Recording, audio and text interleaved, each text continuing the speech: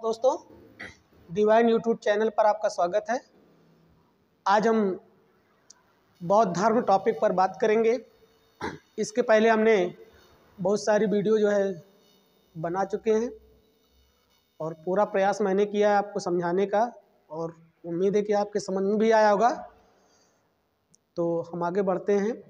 आज का जो हमारा टॉपिक होगा वो बौद्ध धर्म से होगा, और जितने भी क्वेश्चन हमारे पेपर में पूछे जाते हैं, जिस तरीके से पूछे जाते हैं, एक एक को हम विस्तार से समझाएंगे और आप समझने का प्रयास भी करेंगे। तो शुरू करते हैं अपना टॉपिक। बौद्ध धर्म हेडिंग डाल लेते हैं, बौद्ध धर्म। तो सबसे पहला क्वेश्चन यहाँ ये पूछा जाता है कि बौद्ध धर्म के संस्थापक कौन थे। तो बौद्ध धर्म के संस्थापक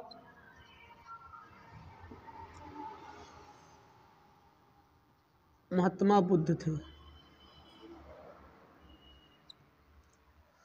बौद्ध धर्म के संस्थापक कौन थे?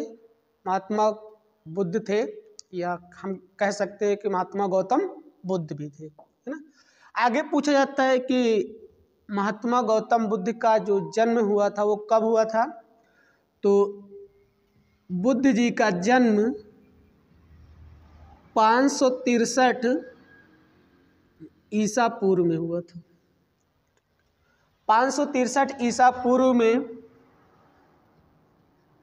नेपाल के कपिलवस्तु, नेपाल में कपिलवस्तु के लुम्बिनी नामक स्थान पर हुआ था।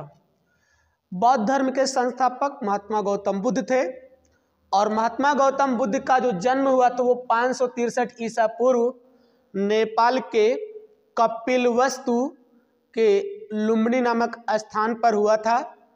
आगे पूछा जाता है कि महात्मा गौतम बुद्ध के जो पिता थे उनका नाम क्या था। तो महात्मा गौतम बुद्ध के पिता का नाम शुद्धोधन था, जो शाक्य गण के मुखिया थे। क्या थे? शाक्य गण के मुखिया थे। बौद्ध धर्म के संस्थापक महात्मा बुद्ध, और इनका जो जन्म हुआ 563 ईसा पूर्व नेपाल के कपिलवस्तु के लुम्बिनी नामक स्थान पर हुआ था। इनके पिता का नाम शुद्धोधन, और ये कौन थी? ये शाक्यगढ़ के मुखिया थे। आगे पूछा जाता है इनकी माता का नाम। इनकी माता का नाम महामाया भी बताया जाता है, कहीं कहीं महामाया लिख के आता है और कहीं कहीं पे माया देवी भी लिखा होता है। हमें दोनों जानना है। अगर पेपर में महामाया अगर लिख के आया है ऑप्शन में तो भी हमें टिक करना है, या माया देवी भी लिखा हुआ तो भी हमें टिक करना है। तो महात्मा गौतम बुद्ध की माता का नाम क्या था? इनकी माता का नाम माया देवी था, और पिता का नाम शुद्धोधन था, जो शाक्यगढ़ के मुखिया थे।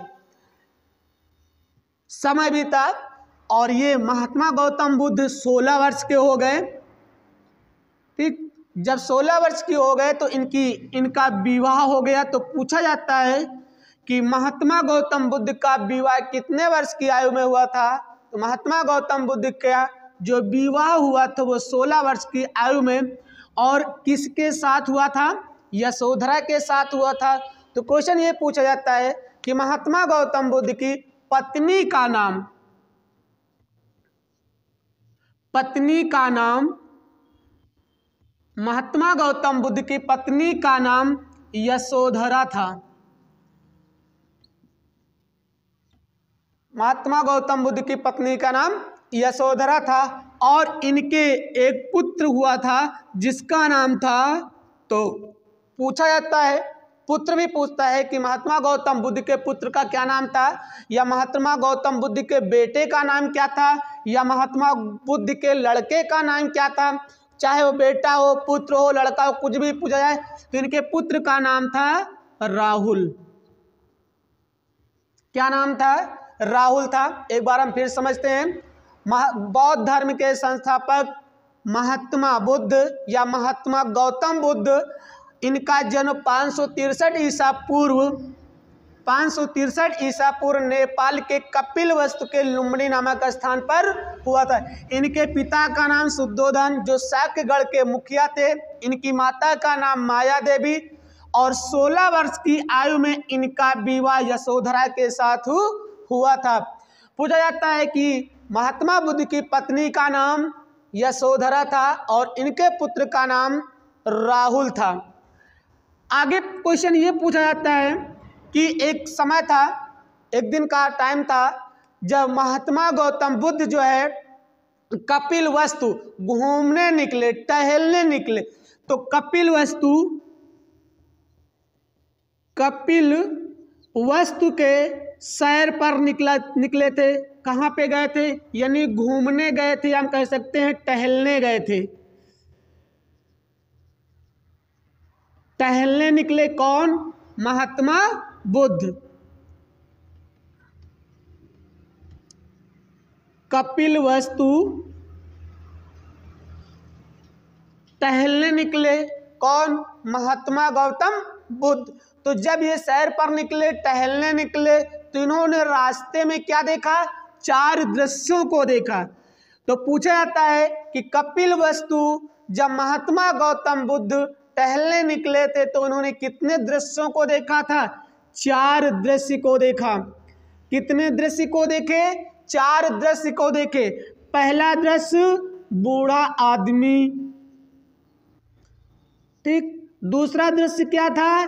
बीमार आदमी या बीमार व्यक्ति। तीसरा दृश्य कौन था? शव यात्रा।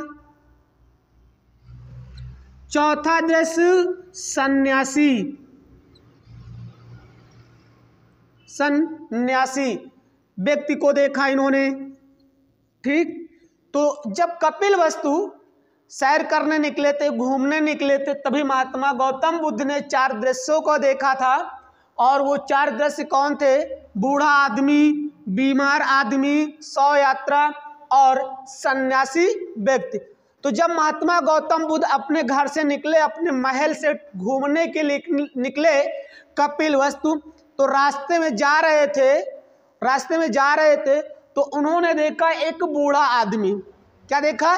कि एक आदमी है, वो जो है काफ़ी बुढ़ा हो चुका था, काफ़ी एज के हो चुके थे और लाठी के सहारे चल रहे थे। तो तभी बुद्ध जी ने अपने रथ चालक सारथी से पूछा कि ये कौन, ये आदमी कैसा? तो रथ चालक ने बताया कि राजन या महाराज, ये आदमी जो है बूढ़ा हो चुका है। क्या कहा है? कि महाराज या राजन, ये आदमी जो है बूढ़ा हो चुका है, इसलिए ये जो है लाठी के सहारे से जो है चल रहा है। तो उसने कहा, बुद्ध जी ने पूछा सारथी से, रथ चालक से पूछा, क्या हमारे जीवन में भी ऐसा होगा कि एक दिन भी हम भी बूढ़े हो जाएंगे? ठीक। तो उसने कहा, राजन आप भी बूढ़े होंगे और हम भी बूढ़े होंगे, ठीक। कुछ दूर और आगे बढ़े तो उन्होंने देखा कि एक व्यक्ति जो है अपने दरवाजे के पास चारपाई पर लेटा है और कराह रहा है, यानी बीमार है और उस बीमारी की वजह से वो काफ़ी परेशान था। तो उसको देख करके भी बुद्ध जी ने पूछा अपने रथ चालक से, ये कैसा आदमी है, कौन आदमी है? तो रथ चालक ने भी बताया कि राजन, ये आदमी जो है वो बीमार है और बीमारी से काफ़ी परेशान है। उस बीमारी के दर्द को ये सहन नहीं कर पा रहा है, इसलिए चारपाई पर लेटा है और कराह रहा है, यानी उसकी जो पीड़ा है बीमारी की उसको सहन नहीं कर पा रहा है। तो महात्मा बुद्ध जी ने पूछा, क्या हमारे साथ भी ऐसा होगा? तो फिर रथ चालक ने कहा, राजन, ये बीमारी आपके भी साथ हो सकती है, हमारे साथ भी हो सकती है, अन्य व्यक्तियों के साथ हो सकती है। कुछ दूर और आगे बढ़े तो उन्होंने देखा कि एक व्यक्ति जो है जो बिल्कुल मर चुका था, यानी इस देश से जो है अलविदा हो चुका था, उसको 4 लोग कंधे पे लेके आ रहे थे और इधर से महात्मा बुद्ध जो है अपने रथ से जो है जा रहे थे। तो तभी फिर जो है उस शव यात्रा को देखा और पूछा अपने रथ चालक से कि ये कैसा आदमी है, तो रथ चालक ने कहा राजन ये आदमी जो है अब इस देश से जो है अलविदा हो चुका है, यानी इस संसार को छोड़कर जा रहा है। कहा ये आदमी मर चुका है। तो फिर महात्मा बुद्ध ने पूछा है क्या हमारे साथ भी ऐसा होगा? तो उसने कहा राजन ये प्राकृतिक है, ये परंपरा ही चली आई है कि इस दुनिया में, इस धरती पर, यहाँ पे जिसने भी जन्म लिया है उसको एक दिन निश्चित ही जाना होगा। आप भी जाएंगे और हम भी जाएंगे, इस दुनिया के जितने भी लोग हैं सबको एक दिन देश छोड़ के, इस दुनिया को छोड़ करके, अपने मुल्क को छोड़ करके मतलब जाना है। कुछ दूर और आगे बढ़ते हैं तो देखते हैं कि एक व्यक्ति जो है वो साधु के रूप में जो है बैठा जो है ईश्वर की भक्ति में लीन है, तपस्या कर रहा है एक जंगल में, बगीचे पेड़ के नीचे बैठ करके। तो तभी महात्मा बुद्ध जी ने फिर पूछा सारथी से ये कैसा आदमी है? तो उस सारथी ने बताया कि राजन ये आदमी जो है अपना मोह माया को त्याग करके, घर द्वार को त्याग करके, सब कुछ सांसारिक जीवन को त्याग करके ईश्वर की भक्ति में लीन है। ठीक, यानी अपना जीवन सन्यासी के रूप में व्यतीत कर दिया कि मतलब किसी से कोई प्रकार का लेना देना नहीं और ईश्वर के भक्ति में लीन है। तो इन चारों दृश्यों को देख करके महात्मा बुद्ध जो है अपने घर वापस आते हैं और घर आने के बाद इन्होंने क्या किया? गृह त्याग कर दिया। यानी गृह त्याग मतलब, गृह मतलब घर होता है, त्याग मतलब घर को छोड़ देना, घर को त्याग देना। तो महात्मा बुद्ध जो अपने घर वापस आते हैं और चार दृश्यों को देखने के बाद आते हैं और गृह त्याग कर दिया। और कितने 29 वर्ष की आयु में,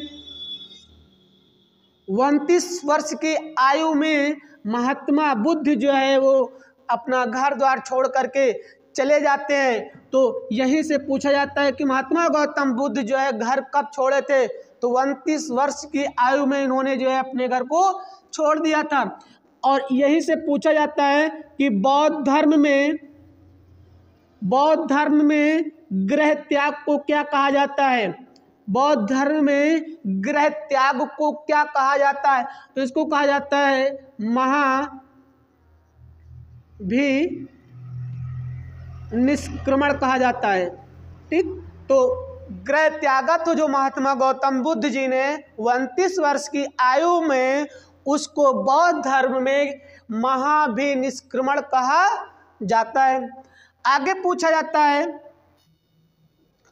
तो महात्मा गौतम बुद्ध जी ने इन चारों दृश्यों को देखा और देखने के बाद इनको भी लगा कि हम अपना सांसारिक जीवन से मुक्ति पाना चाहते हैं, यानी जो इनका सांसारिक जीवन है उससे मुक्त होना चाहते थे, यानी अपना भी सब कुछ ये छोड़ना चाहते थे। तो उन्होंने गृह त्याग कर दिया। क्या कर दिया? गृह। तो क्वेश्चन पूछा जाता है कि महात्मा गौतम बुद्ध सांसारिक जीवन से व्यतीत होकर, परेशान होकर के, यानी कितने वर्ष की आयु में गृह त्याग किया था? तो 29 वर्ष की आयु में इन्होंने गृह को त्यागा था। और बौद्ध धर्म में गृह त्याग को क्या कहा जाता है? महाभिनिष्क्रमण कहा जाता है।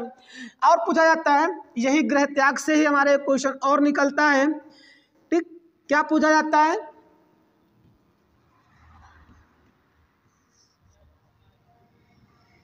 गृह त्याग। तो महात्मा गौतम बुद्ध जी ने जब गृह को त्यागा था तो ये जा रहे थे, तो रास्ते में वैशाली में, कहाँ पे? वैशाली में इनकी मुलाकात हुई किससे? अलार कलाम से। वैशाली में इनकी मुलाकात हुई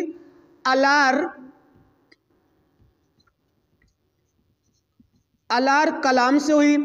ठीक, तो गृह त्याग करने के बाद वैशाली में इनकी मुलाकात हुई अलार कलाम से। और अलार कलाम ये इनके गुरु थे। क्या माना? इनको अपना गुरु मान लिया। और अलार कलाम को गुरु मान करके इन्होंने सांख्य दर्शन की शिक्षा ग्रहण की। किसकी शिक्षा ग्रहण की? सांख्य दर्शन की शिक्षा ग्रहण की। चलिए एक बार हम फिर समझते हैं कि महात्मा गौतम बुद्ध सांसारिक जीवन से व्यतीत होकर के, यानी परेशान होकर के, या कह सकते हैं कि सांसारिक जीवन से मुक्ति पाने के लिए महात्मा गौतम बुद्ध जी ने इन चार दृश्यों को देख करके गृह को त्यागा था 29 वर्ष की आयु में। बौद्ध धर्म में इसे महाभिनिष्क्रमण कहा जाता है। गृह त्याग के बाद इनकी मुलाकात हुई वैशाली में किससे? अलार कलाम से, और अलार कलाम से इन्होंने सांख्य दर्शन की शिक्षा ग्रहण की और ये इनके कौन हो गए? गुरु। तो यही क्वेश्चन पूछाता है कि महात्मा गौतम बुद्ध के प्रथम गुरु कौन थे? तो प्रथम गुरु अलार कलाम थे।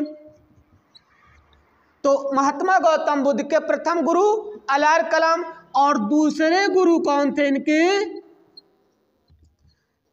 दूसरे गुरु रुद्रक रामपुत्र थे।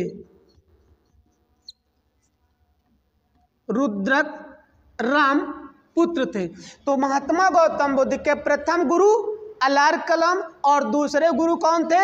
रुद्रक रामपुत्र थे। उसके बाद महात्मा गौतम बुद्ध को 4 साधक मिले। कितने? यानी महात्मा गौतम बुद्ध को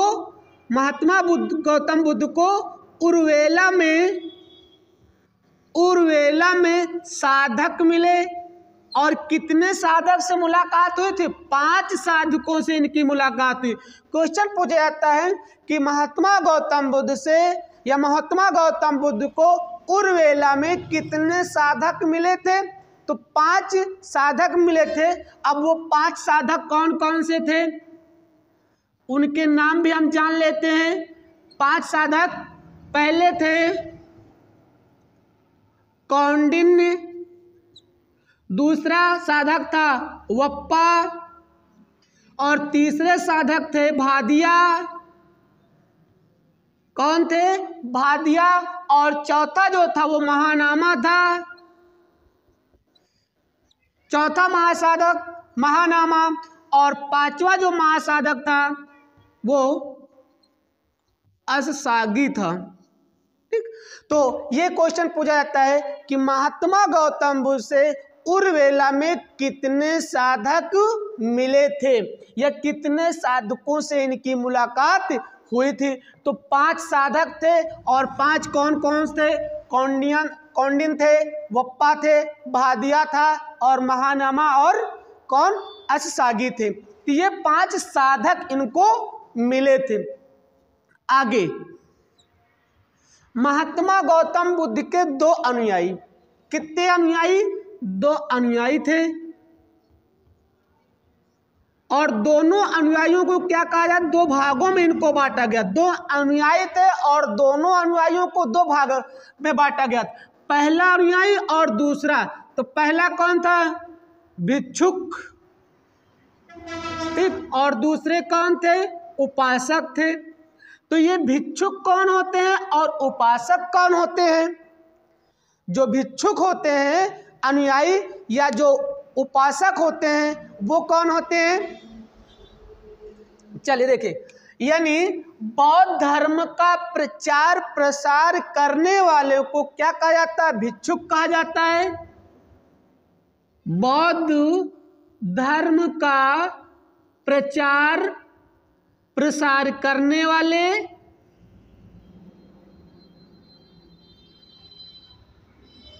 क्या होते हैं? भिक्षुक होते हैं। बौद्ध धर्म का प्रचार प्रसार करने वाले भिक्षुक होते हैं।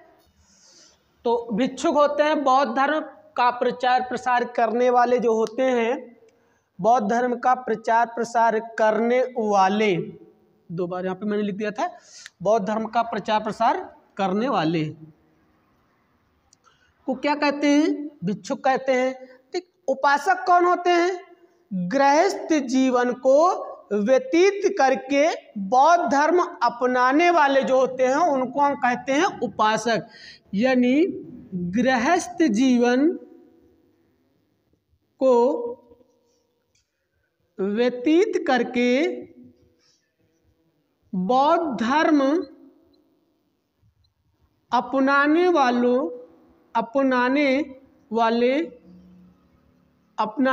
को क्या कहते हैं? उपासक कहा जाता है। ठीक। तो बौद्ध धर्म या महात्मा गौतम बुद्ध के अनुयायी 2 कौन कौन से? एक भिक्षुक और दूसरे उपासक होते हैं। तो उपासक कौन होते हैं? भिक्षुक कौन होते हैं? तो उपासक वो होते हैं जो अपना गृहस्थ जीवन को व्यतीत करके बौद्ध धर्म को अपनाते हैं उन्हें हम उपासक कहते हैं। भिक्षुक वो होते हैं जो बौद्ध धर्म का प्रचार प्रसार करते हैं, उनको हम क्या कहते हैं? भिक्षुक कहते हैं। चलिए, ज्ञान की प्राप्ति। ज्ञान की प्राप्ति यानी महात्मा गौतम बुद्ध का जन्म भी हो गया। इनके पिता का नाम, माता का नाम एक बार हम फिर से बात कर लेते हैं। और महात्मा बुद्ध है ना, बौद्ध धर्म के संस्थापक महात्मा गौतम बुद्ध। इनके पिता का नाम शुद्धोधन, माता का नाम माया देवी। इनका जन्म 563 ईसा पूर्व नेपाल के कपिलवस्तु के लुम्बिनी नामक स्थान पर हुआ था। इनका विवाह 16 वर्ष की आयु में यशोधरा के साथ हुआ था। इनके पुत्र का नाम राहुल। कपिलवस्तु के भ्रमण पर यानी घूमने निकले तो उन्होंने 4 दृश्यों को देखा।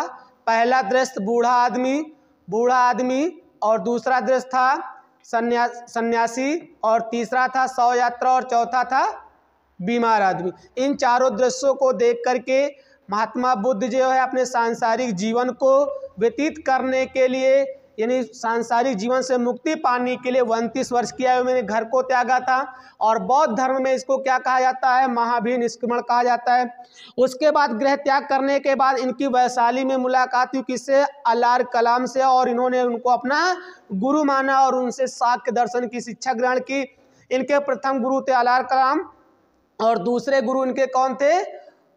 दूसरे गुरु इनके थे रुद्रक राम पुत्र। उसके बाद महात्मा गौतम बुद्ध से जो है उर्वेला में 5 साधक मिले, या महात्मा बुद्ध को जो है उर्वेला में 5 साधकों से मुलाकात हुई थी। पहले साधक का नाम था कौंडिन्य, दूसरे का नाम था वप्पा और तीसरे का नाम था भादिया और चौथे का नाम था महानामा और 5वें का नाम था अससागी। और इनके 2 अनुयायी थे, और पहले अनुयायी को भिक्षुक कहा जाता है और दूसरे अनुयायी को उपासक। बौद्ध धर्म को प्रचार प्रसार करने वालों को भिक्षुक कहा जाता है और गृहस्थ जीवन को व्यतीत करके बौद्ध धर्म अपनाने वालों को क्या कहा जाता है? उपासक। चलिए आगे हम बात करते हैं ज्ञान की प्राप्ति।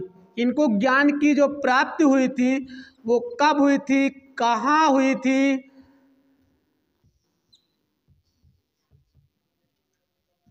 तो महात्मा गौतम बुद्ध को ज्ञान की प्राप्ति बिना अन्न जल ग्रहण किए हुए, बिना अन्न जल यानी बिना कुछ खाए पिए इनको ज्ञान की प्राप्ति हुई थी। और तो बिना अन्न जल ग्रहण किए 6 वर्ष की कठिन तपस्या के बाद कठिन तपस्या के बाद 35 वर्ष की आयु में, कठिन तपस्या के बाद 35 वर्ष की आयु में बोध गया बिहार में वैशाख की पूर्णिमा की रात्रि निरंजना नदी के तट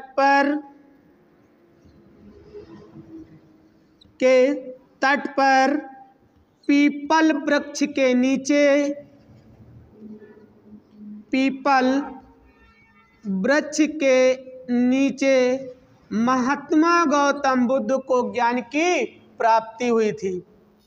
महात्मा गौतम बुद्ध को ज्ञान की प्राप्ति हुई थी बिना अन्न जल ग्रहण किए। सोचिए आप, यानी कुछ भी नहीं खाया, ना तो वो पानी पिए और ना एक भी दाने अन्न का अपने मुंह में रखा, बिना अन्न जल ग्रहण किए।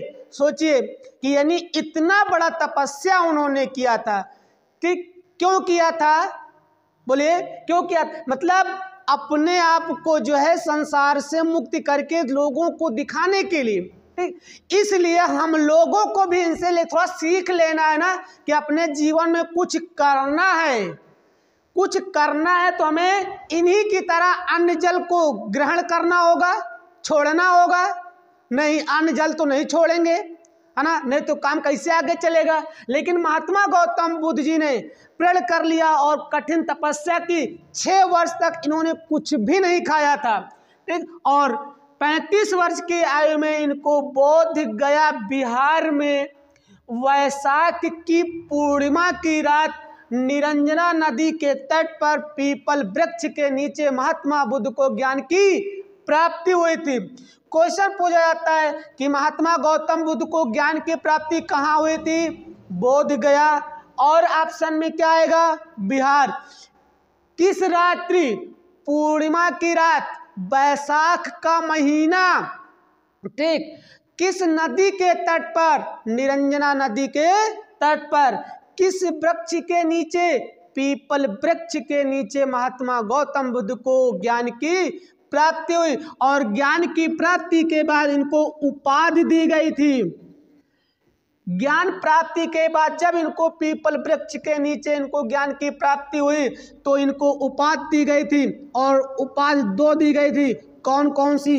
एक इनको बुद्ध की उपाधि दी गई थी और दूसरी उपाधि इनको तथागत मुनि की उपाधि दी गई थी। तभी से महात्मा गौतम बुद्ध को क्या कहा जाता है? इनके, अच्छा पीछे पॉइंट छूट गया था, बचपन का नाम इनके बचपन का नाम था सिद्धार्थ। यहाँ बता देते हैं, बचपन का नाम सिद्धार्थ था, ठीक। तो महात्मा गौतम बुद्ध के बचपन का नाम सिद्धार्थ था। और जब इनको जो है पीपल वृक्ष के नीचे इनको ज्ञान प्राप्ति हुई तो इनको उपाधि दी गई थी बुद्ध और तथागत मुनि की। तभी से इनको जो है क्या कहा जाता है? बुद्ध जी कहा जाने लगा। किसको? सिद्धार्थ को। तब इनको सिद्धार्थ नहीं कहा गया, तब से इनको क्या कहा जाता है? महात्मा गौतम बुद्ध। उसके बाद महात्मा गौतम बुद्ध के अनुयायी थे। कितने अनुयायी थे? यानी महात्मा बुद्ध के 3 अनुयायी शासक। महात्मा बुद्ध को मानने वाले कितने शासक थे? 3 अनुयायी शासक। कौन कौन से? पहला था बिंबिसार, दूसरे थे प्रसेनजीत और तीसरा अनुयायी था उदयन। तो ज्ञान की प्राप्ति हुई, पीपल वृक्ष के नीचे इनको बुद्ध कहा गया, तथागत मुनि कहा गया। और महात्मा बुद्ध को मानने वाले शासक या इनके 3 अनुयायी शासक कौन थे? एक थे बिंबिसार, दूसरे थे प्रसेनजीत और तीसरा था उदयन। उसके बाद महात्मा गौतम बुद्ध जी ने अपना उपदेश दिया।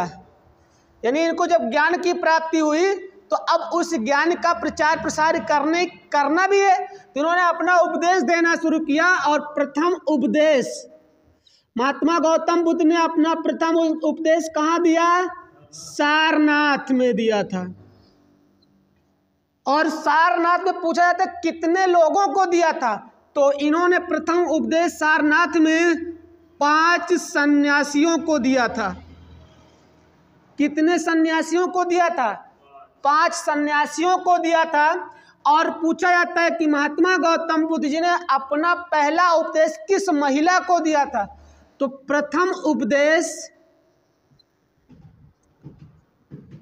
किस महिला को दिया? तो महिला का नाम था प्रजापति गौतमी को दिया था।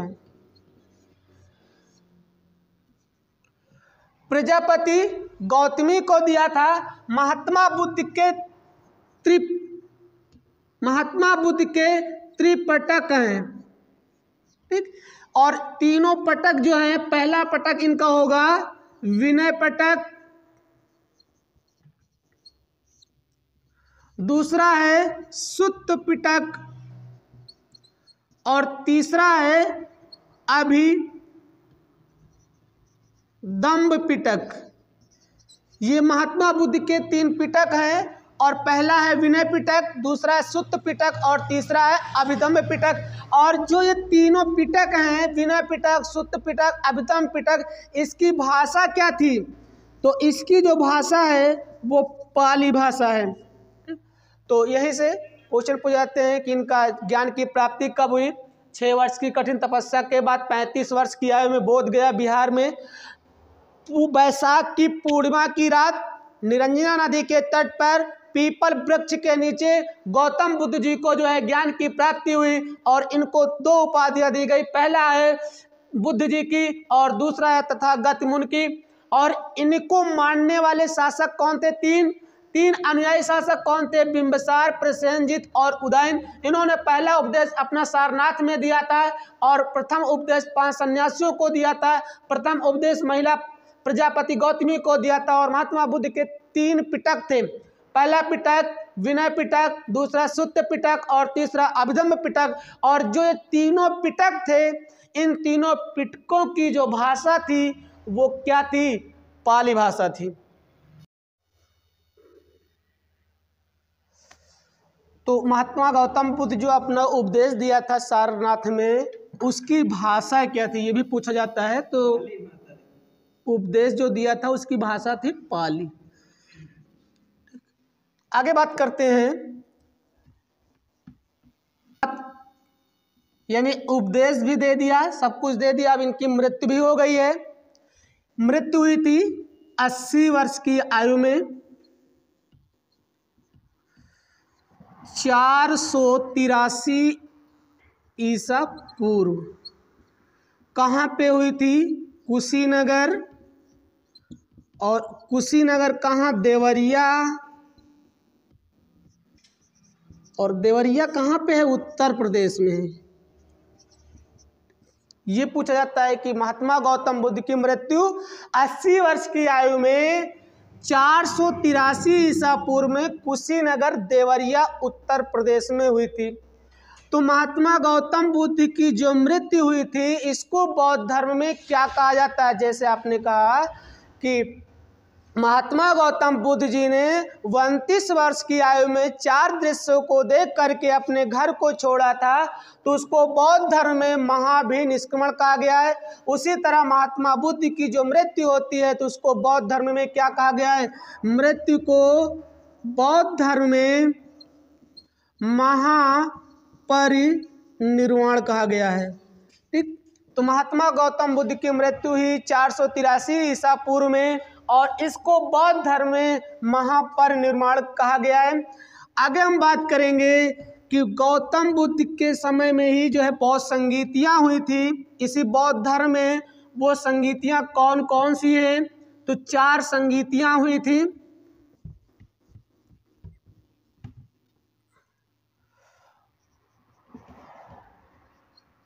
बौद्ध संगीत, बौद्ध संगीतियाँ हुई थी। कितनी हुई थी? कुल संगीतियाँ 4 हैं। चारों को हम बात कर लेते हैं। एक छोटा सा वाक्य है और उस वाक्य को अगर हमने अच्छे से देख लिया है और अच्छे से अगर हमने उसको समझ लिया तो चारों बौद्ध संगीत कहाँ पे हुई थी, किसके शासन काल में हुई थी और उसके अध्यक्ष कौन बनाए गए थे। तो चलिए देखिएगा, छोटी सी लाइन है, राव पाक आजकल अस्कनी महा सर्वभोगवश। ये एक छोटा सा वाक्य लिखा हुआ है, राव पाक आजकल अस्कनी महासर्वभोगवश। तो ये हो जाता हमारा स्थान को बताएगा, ये किसको बताएगा? ये शासक को बताएगा और ये बताएगा अध्यक्ष। कहने का मतलब ये है कि कौन सी बौद्ध संगीत है और वो बौद्ध संगीत कहाँ पे हुई थी, किसके शासन काल में हुई थी और उसके अध्यक्ष कौन बनाए गए थे। तो चलिए देखिएगा, पहला लिखा हुआ है राव, तो इसका जो पहला वर्ण है वो है रा। तो रा से हो जाता है राजगृह। तो पहला जो हुआ था वो राजगृह में हुआ था और इसके जो किसके शासन काल में हुआ था? ये हुआ था अजातशत्रु। अजातु शत्रु के शासनकाल में हुआ था। अगर हम समय की बात करें कि कब हुआ था, जो 483 ईसा पूर्व में प्रथम बौद्ध संगीत का आयोजन हुआ था। प्रथम बौद्ध संगीत का आयोजन राजगृह में 483 ईसा पूर्व अजातु शत्रु के शासन काल में हुआ था। और इसके अध्यक्ष कौन बनाए गए थे? महाकश्यप को बनाया गया था। किसको बनाया गया था? महाकश्यप। दूसरी बौद्ध संगीत जो हुई थी वो वैशाली में हुई थी। और ये जो हुआ था ये 383 ईसा पूर्व में हुआ था। और किसके शासन काल में हुआ था? तो काल से हो जाएगा कालाशोक। क्या हो जाएगा? कालाशोक के शासन काल में हुआ था। और इसके अध्यक्ष जो बनाए गए थे वो बनाए गए थे सर्वकामी। तो दूसरी बौद्ध संगीत जो हुई थी वो वैशाली में हुई थी। और कब हुई थी? 383 ईसा पूर्व में। कालाशोक का शासन काल था, अध्यक्ष बनाए गए थे सर्वकामी। आगे लिखा हुआ है पा से हो जाता है। तीसरी बौद्ध संगीत जो हुई थी वो पाटलिपुत्र में हुई थी। और सन था 255 ईसा पूर्व का। 255 ईसा पूर्व पाटलिपुत्र में तीसरी बौद्ध संगीत का आयोजन हुआ था। और ये अशोक के शासन काल में गठित की गई थी। तीसरी बौद्ध संगीत पाटलिपुत्र में 255 ईसा पूर्व में अशोक के शासन काल में हुई थी। इसके अध्यक्ष किसको बनाया गया था? भोगल पुत्र तिस्य को बनाया गया था। तीसरी बौद्ध संगीत पाटलिपुत्र में आयोजित हुई थी 255 ईसा पूर्व में अशोक के शासन काल में। और इसके अध्यक्ष जो बनाए गए थे भोगल पुत्र तिस्य को बनाया था। चौथी बौद्ध संगीत जो हुई थी कुंडल वन में हुई थी। कुंडल वन में हुई थी। और कब हुई थी? ईसवी की प्रथम शताब्दी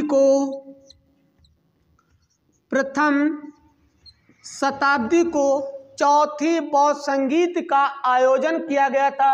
और ये कनिष्क के शासन काल में हुआ था। किसके शासन काल में? कनिष्क के शासन काल में। और इसके जो अध्यक्ष बनाए गए थे वो बनाए गए थे वासुदेव मित्र। चलिए देखिएगा, प्रथम बौद्ध संगीत राजगृह में 483 ईसा पूर्व अजातशत्रु के शासन काल में अध्यक्ष महाकश्यप को बनाया गया था। दूसरी बौद्ध संगीत वैशाली में 383 ईसा पूर्व में। और इसके अध्यक्ष कालाशोक शासन था। कालाशोक का अध्यक्ष बनाया गया था सर्वकामी को। जो तीसरी बौद्ध संगीत है ये पाटलिपुत्र में आयोजित हुई थी। और 255 ईसा पूर्व में अशोक के शासन काल में। और अध्यक्ष बनाया गया था भोगल पुत्र तिस्य को। चौथी बौद्ध संगीत कुंडलवन कश्मीर।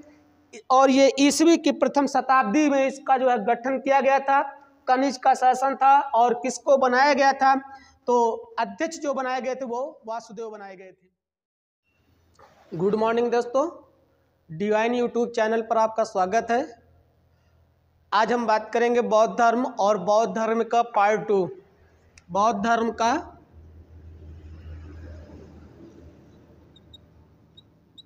भाग 2।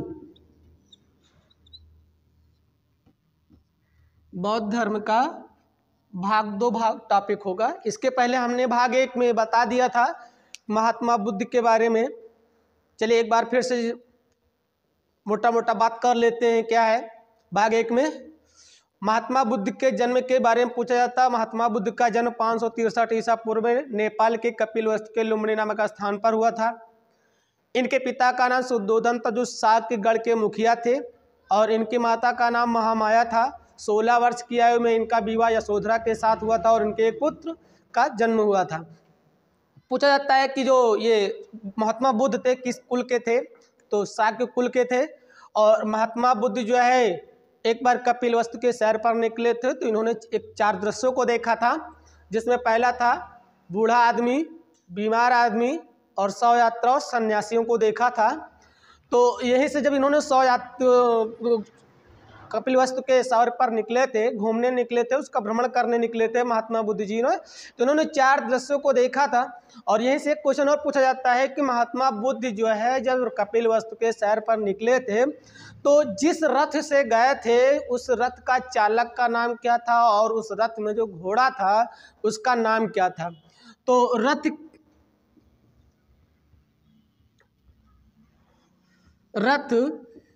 चालक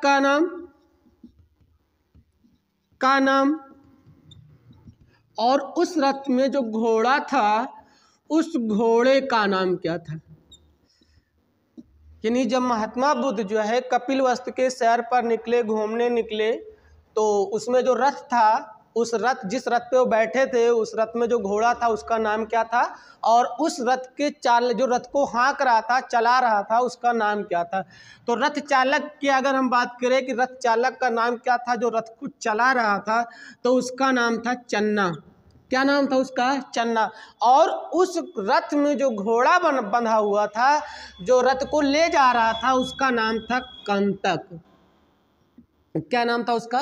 कंतक। जब महात्मा बुद्ध जो है कपिलवस्तु की सैर पर निकले थे और 4 दृश्यों को देखा, उसके बाद वो अपने घर वापस आते हैं महात्मा बुद्ध जो है, और 32 वर्ष की आयु में इन्होंने जो है घर को त्याग दिया था। और बौद्ध धर्म में गृह त्याग को क्या कहा जाता है? महाभिनिष्क्रमण कहा गया है। तो महात्मा बुद्ध जो है जब घर को छोड़े थे 32 वर्ष की आयु में, तो इनकी मुलाकात जो है वैशाली में हुई थी अलार कलाम से। किससे हुई थी? तो वैशाली में इनकी मुलाकात अलार कलाम से हुई थी। तो अलार कलाम से हुई थी और इन्होंने महात्मा बुद्ध जो है ने अलार कलाम से शिक्षा ग्रहण की थी। और कौन सी शिक्षा ग्रहण की थी? सांख्य दर्शन की शिक्षा ग्रहण की थी। तो पूछा जाता है कि महात्मा बुद्ध जो है अलार कलाम से कौन सी शिक्षा ग्रहण की थी? सांख्य दर्शन की शिक्षा ग्रहण की थी। और सांख्य दर्शन शिक्षा ग्रहण करने के बाद इन्होंने अपना गुरु मान ली। और कौन से गुरु थे ये इनके प्रथम गुरु थे। तो पूछा जाता है कि महात्मा बुद्ध जी के जो है प्रथम गुरु का नाम क्या था? अलार कलाम। क्या नाम था? अलार कलाम। और इनके दूसरे गुरु हैं, दूसरे गुरु भी इनके एक थे जिनका नाम था रुद्रक राम पुत्र। तो महात्मा बुद्ध जी के प्रथम गुरु का नाम अलार कलाम और दूसरे गुरु का नाम रुद्रक राम पुत्र थे। तो जो दूसरे गुरु थे रुद्रक राम पुत्र जो है, इनको महात्मा बुद्ध जी ने अपना गुरु माना। तो इनसे कौन सी शिक्षा ग्रहण की थी? तो रुद्रक राम पुत्र जी से महात्मा बुद्ध जी ने योग दर्शन की शिक्षा ग्रहण की थी। कौन सी? योग दर्शन की शिक्षा ग्रहण की थी। तो अब यहाँ से हमारा एक क्वेश्चन और पूछा जाता है कि रुद्रक राम पुत्र और अलार कलाम में किसको अपना श्रेष्ठ गुरु मानते थे? यानी गुरु तो इनको दोनों लोग थे, अलार कलाम भी था और रुद्रक राम पुत्र भी थे, दोनों लोग इनके गुरु थे। लेकिन सबसे ज्यादा किसको मानते थे? तो रुद्रक राम पुत्र को मानते थे। क्यों? क्योंकि महात्मा बुद्ध जी ने इनसे जो है योग दर्शन की शिक्षा ग्रहण की थी।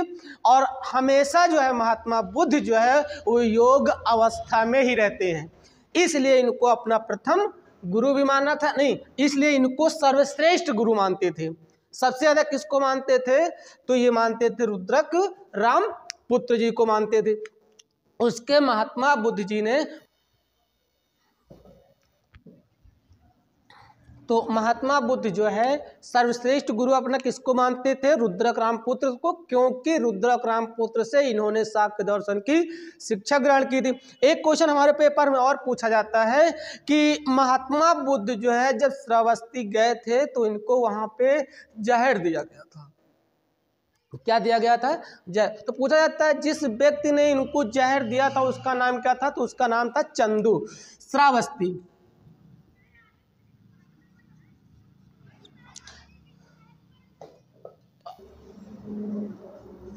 तो महात्मा बुद्ध जो है अपने बहुत सारे उपदेश देते देते पहुँचे कहाँ? पावापुरी।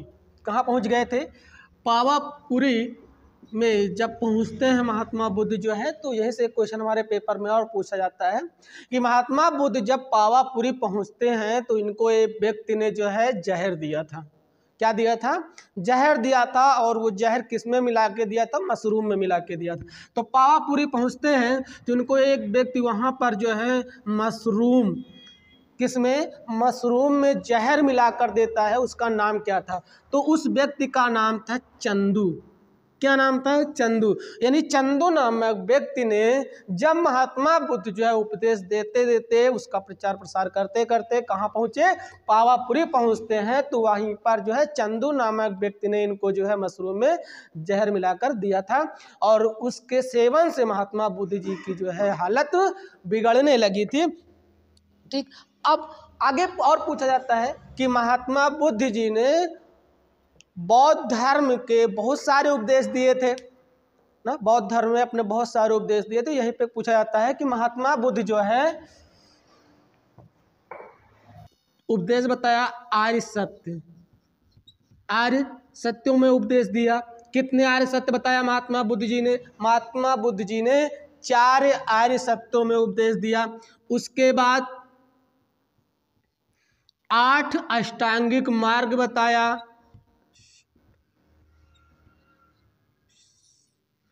8 अष्टांगिक मार्ग का वर्णन किया महात्मा बुद्ध जी ने। फिर महात्मा बुद्ध जी ने 10 शीलों का वर्णन किया है। कितने शील बताए? 10 शील बताए। 3 दर्शन का उपदेश वर्णन किया है, 3 दर्शन का वर्णन किया है। 3 त्रिरत्न बताए इन्होंने। तो पूछा जाता है कि महात्मा बुद्ध जी ने कितने आर्य सत्य बताए? 4। कितने अष्टांगिक मार्ग बताया? 8। कितने शीलों का वर्णन किया है? 10। कितने दर्शन बताए? 3। कितने त्रिरत्न बताए थे? 3 त्रिरत्न इन्होंने बताया था। चलिए एक एक के बारे में हम देखते हैं कि आर्य सत्य के, आर्य सत्यों में उपदेश। बुद्ध जी ने 4 आर्य सत्यों का उपदेश, सत्य का उपदेश दिया। किसने दिया था? 4 आर्य सत्य किसने बताया? महात्मा गौतम बुद्ध जी ने बताया। क्या बताया? 4 आर्य सत्यों का उपदेश दिया महात्मा बुद्ध जी ने। पहला महात्मा बुद्ध जी ने क्या बताया? आर्य सत्य में पहला इन्होंने बताया था दुख। दूसरा बताया इन्होंने दुख समुदाय।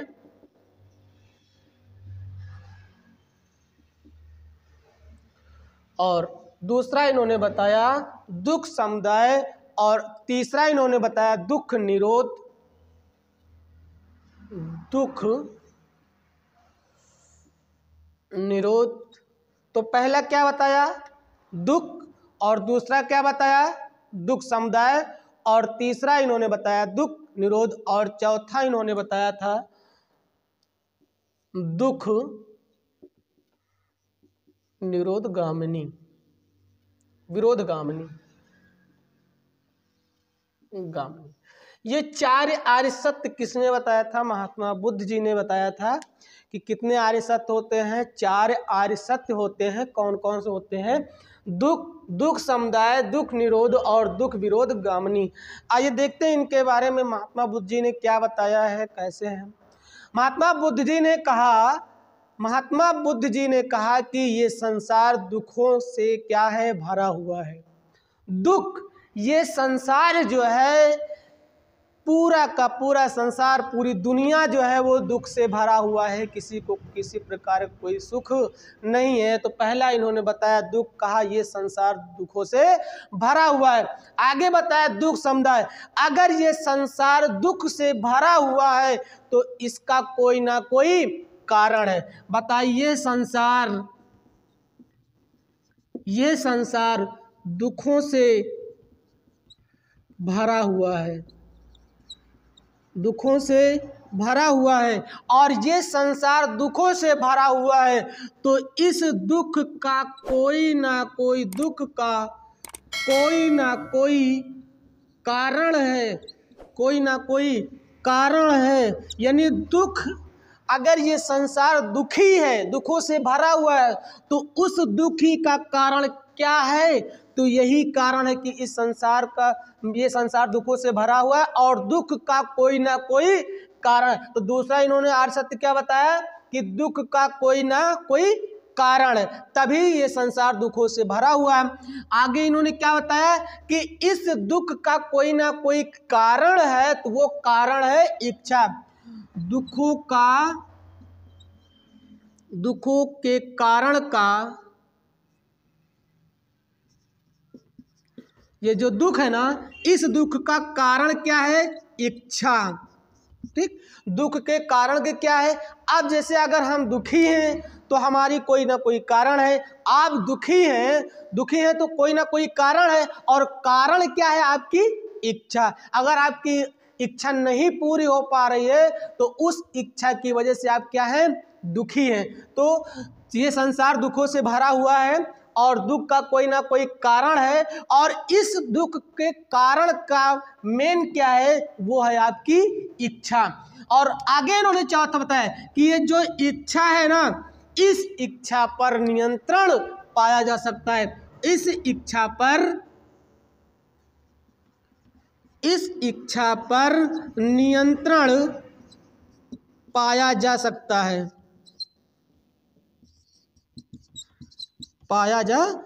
है, चौथा इन्होंने बताया कि ये जो इच्छा है ना, इस इच्छा पर नियंत्रण पाया जा सकता है। चलिए एक बार फिर देखते हैं। ये संसार दुखों से भरा हुआ है, और संसार दुखों से भरा हुआ तो उसका कोई ना कोई कारण है, और कोई ना कोई कारण है तो इसकी इच्छा है, और इस इच्छा पर हम नियंत्रण पा सकते हैं। ये 4 आर्य सत्य किसने बताया था? महात्मा बुद्ध जी ने बताया था।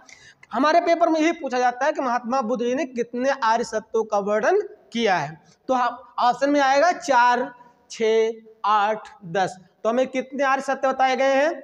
4। ये पूछा जाता है महात्मा बुद्ध जी कितने, बुद्ध जी के 8 अष्टांगिक मार्ग, महात्मा बुद्ध जी के 8 अष्टांगिक मार्ग।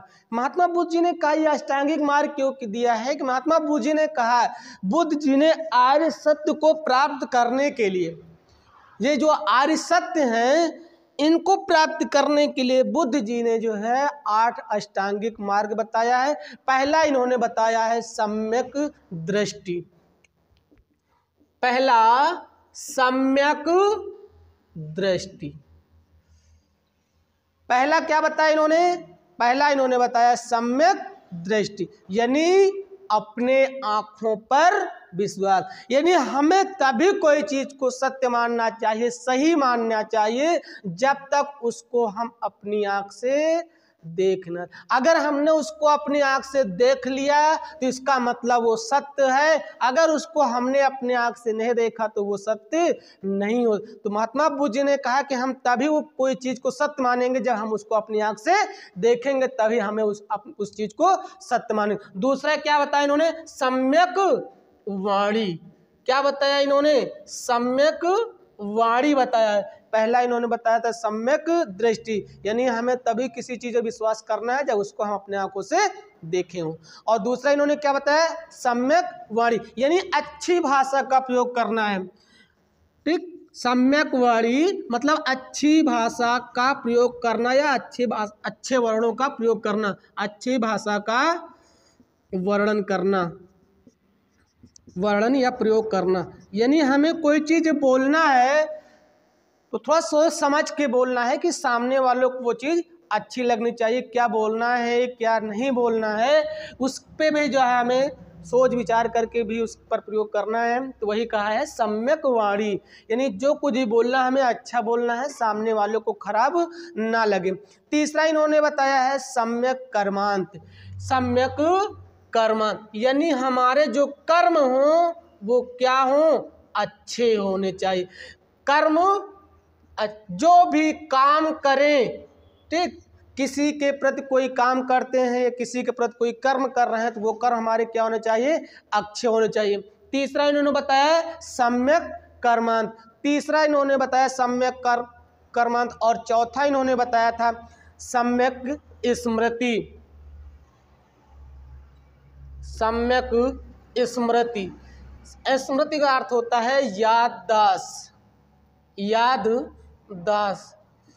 ठीक, स्मृति मतलब होता है याददाश्त। यानी कोई भी चीज़ अगर हम सुने हो या जैसे हम लोग कोई भी चीज़ पढ़ते हो तो हमारी जो मेमोरी हो, उस मेमोरी में अगर हम कोई चीज़ जॉब करके रखते हैं, ग्रहण करके रखते हैं, तो वो हमेशा हमारी याददाश्त में बनी रहनी चाहिए। हमारी याददाश्त जो है वो एकदम फिट फाट, कोई भी चीज़ अगर हमसे पूछी जाती है या कोई चीज़ हमको बताया, तुरंत उसको अपने दिमाग में सेव कर ले और वो हमेशा हमारे दिमाग में बना रहना चाहिए। याददाश्त यानी हमारे याददाश्त कमज़ोर ना, उसको हमें अच्छी तरह से उसको बना करके रखना।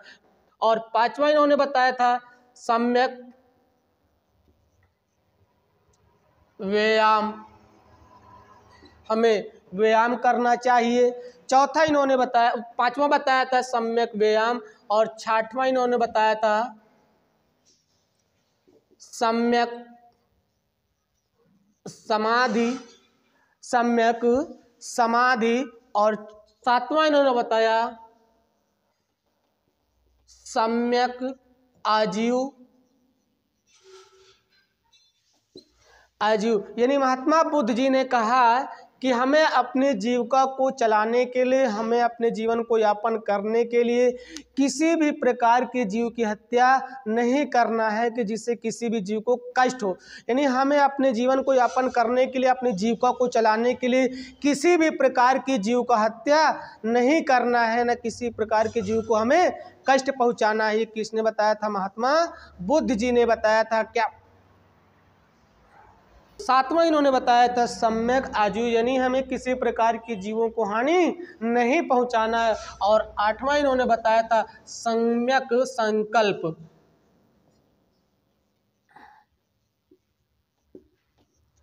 ठीक, आठवां इन्होंने बताया सम्यक संकल्प, यानी हमें एक संकल्प, कोई भी काम करना है तो उसके प्रति हमें संकल्प लेना है कि जब तक हम इस काम को नहीं कर डालेंगे तब तक हम चैन से नहीं बैठेंगे। जैसे हम लोग पढ़ने के लिए आते हैं और पढ़ने जाते हैं और हमारे मन में एक जागृत उत्पन्न होती है कि हमें नौकरी करनी है, हमें इस विभाग में सिलेक्शन लेना है, तो उसके लिए हमें संकल्प लेना होगा कि जब तक हम सेलेक्ट नहीं हो जाएंगे, हमको हमारी मंजिल नहीं मिल जाएगी, तब तक हम आराम से चैन से नहीं बैठेंगे। और उस संकल्प को पकड़ करके हमें प्रण कर लेना है, मन में ठान लेना है कि जब तक हमको मंजिल नहीं मिल जाती है तब तक हम चैन से नहीं बैठेंगे। ये हमारा संकल्प है, ये हमारी प्रतिज्ञा है, ये हमारा दृढ़ है संकल्प है कि हम जब तक अपनी मंजिल को नहीं पा जाएंगे तब तक हम सुख चैन से नहीं बैठेंगे। तो इस तरह से महात्मा बुद्ध जी ने जो है 8 अष्टांगिक मार्गों को वर्णन किया है। पहला सम्यक दृष्टि, सम्यक वाणी, सम्यक कर्मांत, सम्यक स्मृति, सम्यक व्यायाम, सम्यक समाधि, सम्यक आजीव और सम्यक संकल्प का। तो महात्मा बुद्ध जी ने 4 आर्य सत्य दिया था, 8 अष्टांगिक मार्ग बताया, और बुद्ध जी ने 10 सील बताए थे। कितने सील बताए? 10 सील बताए। चलिए आइए सील की बात कर लेते सील की बात कर लेते हैं कि ये 10 सील जो महात्मा बुद्ध जी ने बताया कौन कौन से हैं। पहला महात्मा बुद्ध जी ने बताया था अहिंसा, यानी अहिंसा मतलब किसी भी जीव की हत्या, हिंसा नहीं करना है, ये महात्मा बुद्ध जी ने बताया था अहिंसा। दूसरा महात्मा बुद्ध जी ने बताया कि हमें झूठ नहीं बोलना है, मतलब हमें जो भी कुछ कहना है वो सत्य कहना है, उस पर झूठ नहीं बोलना है। तीसरा इन्होंने बताया अस्तेय, महात्मा बुद्ध जी ने तीसरा जो सील बताया था वो बताया था अस्तेय, मतलब चोरी ना करना, चोरी ना करना। ये महात्मा बुद्ध जी ने जो तीसरा सील बताया था वो बताया था अस्तेय, कि चोरी नहीं करना। और तीसरा इन्होंने बताया था अपरिग्रह। महात्मा बुद्ध जी ने जो तीसरा इन्होंने बताया, जो चौथा इन्होंने सील बताया था वो था अपरिग्रह। और आगे इन्होंने जो 5वां बताया था वो बताया था असमय भोजन न करना। महात्मा बुद्ध जी ने पांचवा सील बताया था, इन्होंने बताया था असमय भोजन न करना। छठवां इन्होंने जो सील बताया था वो बताया था मद सेवन न करना, मद सेवन न करना, यानी मांस मदिरा का सेवन नहीं करना है। और जो इन्होंने सातवां बताया था वो ये बताया था कि सुखप्रद बिस्तर पर न सोना, सुखप्रद बिस्तर पर न सोना। और जो इन्होंने आठवां बताया था वो ये बताया था कि धन का संचय न करना, धन संचय न करना। नौवां बताया इन्होंने स्त्रियों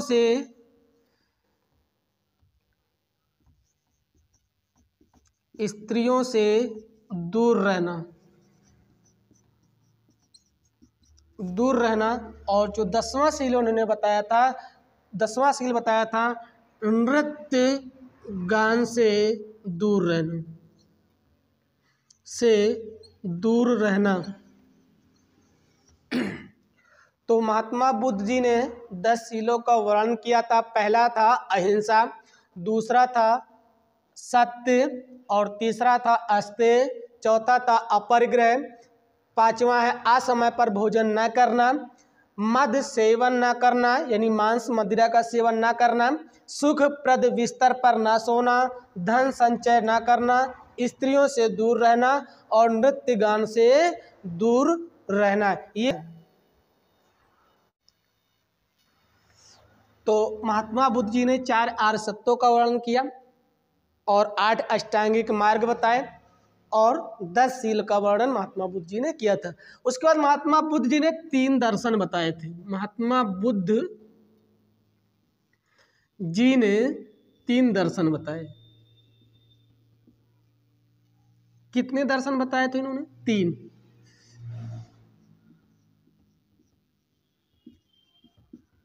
3 दर्शन बताए।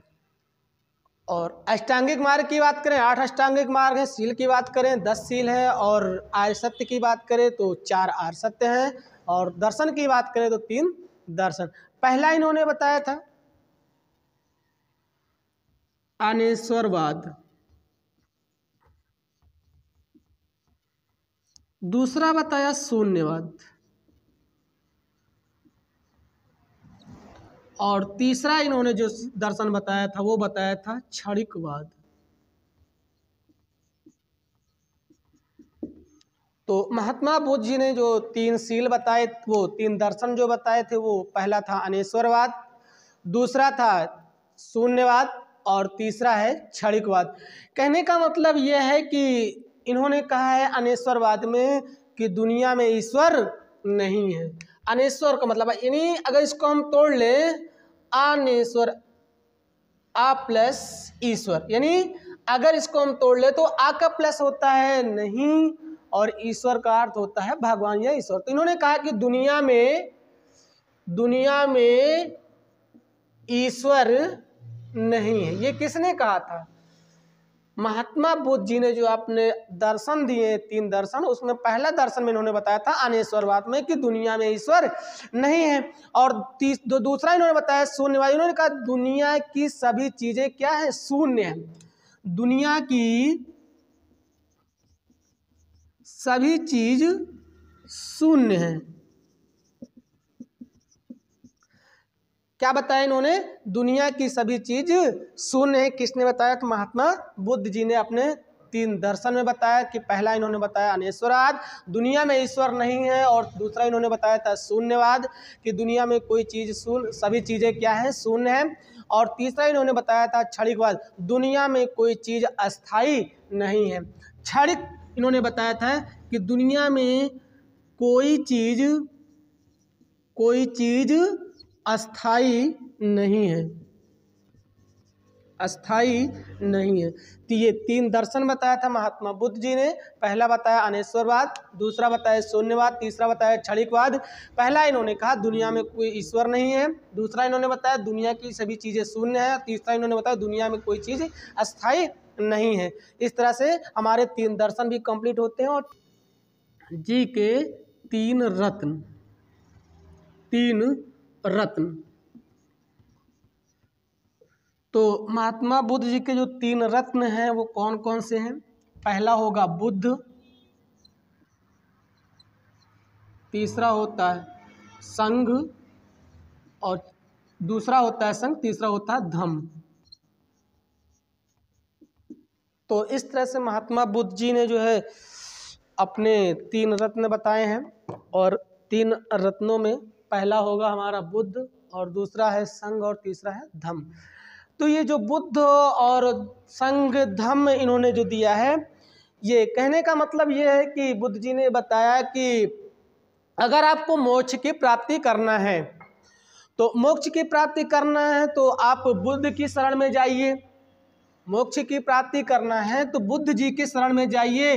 अगर मान लो बुद्ध जी नहीं है, बाई चांस मान लो बुद्ध जी नहीं है, या फिर भी आप जो है मोक्ष की प्राप्ति करना चाहते हैं, तो आपको कहाँ जाना होगा? आप बनाया गया संघ। अगर आपको मोक्ष प्राप्ति करना है तो आप सीधे बुद्ध जी के पास जाएंगे। लेकिन अगर बुद्ध जी नहीं है तो भी अगर आप मोक्ष की प्राप्ति करना चाहते हैं तो उसके लिए जो है संघ बनाया गया है। आप संघ के पास जाइए। किसके पास जाइए? संघ के पास जाइए। और अगर हमारे संघ भी नहीं है तो आगे एक धम्म बनाया गया है, आप धम्म के पास जाइए, आपको मोक्ष की प्राप्ति। इसलिए कहा गया है, क्या कहा जाता है? बुद्धम शरणम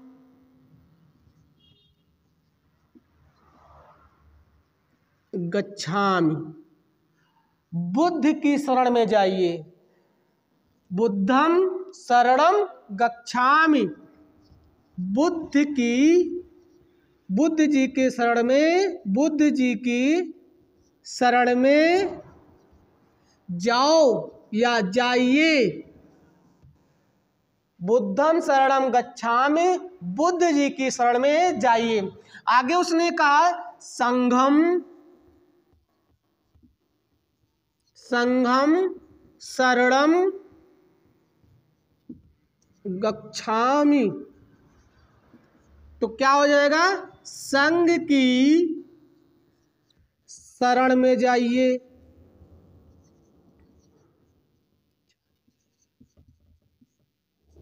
संघ की शरण में जाइए।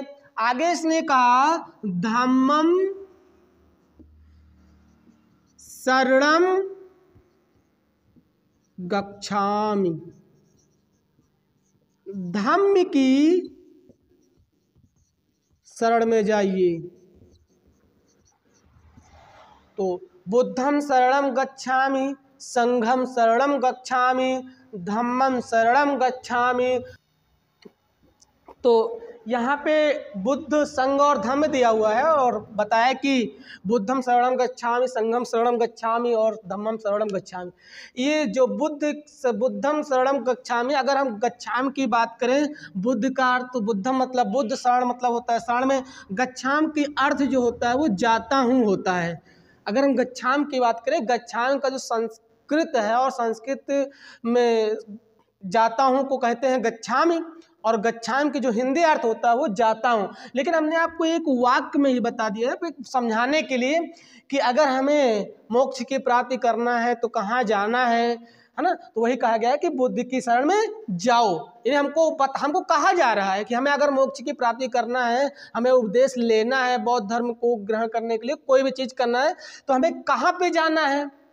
तो हमें वही कहा गया कि बुद्ध की शरण में जाओ। लेकिन यहाँ जो गच्छामि लिखा हुआ, गच्छाम का अर्थ होता है जाता हूँ। तो एक प्रमुख चिन्ह, तो पहला चिन्ह पूछा जाता है हमारे पेपर में, कभी कभी पूछ लिया जाता है कि जब महात्मा बुद्ध जी जो है गर्भ में थे, यानी जब महात्मा बुद्ध जो है माँ के गर्भ में थे, तो माँ को जो सपना हुआ था उसका चिन्ह क्या है? तो पूछा जाता है। तो देखिएगा, माँ के गर्भ में थे तो माँ के सपने का जो चिन्ह है वो है हाथी। क्या है? हाथी। बुद्ध जी जब माँ के गर्भ में थे तो माँ को जो सपना हुआ था उसका जो चिन्ह है वो है हाथी। आगे पूछा है महात्मा बुद्ध जी का जन्म का चिन्ह क्या है, तो जन्म का इनके चिन्ह है वो है कमल। क्या है? कमल। आगे पूछा जब महात्मा जी का जन्म हुआ और बड़े हो गए तो युवा अवस्था का इनका जो चिन्ह है वो है सांड। क्या है? सांड। तो महात्मा बुद्ध जी के युवा अवस्था को जो चिन्ह है वो चिन्ह है इनका सांड। आगे है ग्रह त्याग का चिन्ह क्या है? घोड़ा। ग्रह त्याग का चिन्ह क्या है? घोड़ा। ज्ञान की प्राप्ति जो हुई है वो पीपल वृक्ष के नीचे हुई थी इनको। तो ज्ञान की प्राप्ति के वृक्ष का चिन्ह क्या है? वो बोधि वृक्ष है। क्या नाम था उसका? बोधि वृक्ष। ठीक। तो ज्ञान की प्राप्ति वृक्ष का चिन्ह क्या है? बोधि वृक्ष। और उपदेश, जो उपदेश का चिन्ह होगा वो होगा चक्र। उपदेश का चिन्ह चक्र होगा। निर्वाण का चिन्ह होता है पद चिन्ह। क्या होता है? पद चिन्ह होता है। और महापरिनिर्वाण का जो चिन्ह है स्तूप।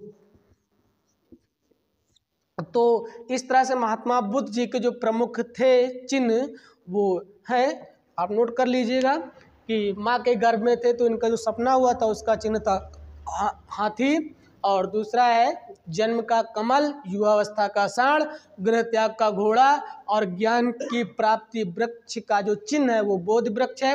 उपदेश है चक्र, निर्वाण है पद चिन्ह, और महापरिनिर्वाण है वो स्तूप। ये महात्मा बुद्ध जी के प्रमुख चिन्ह है।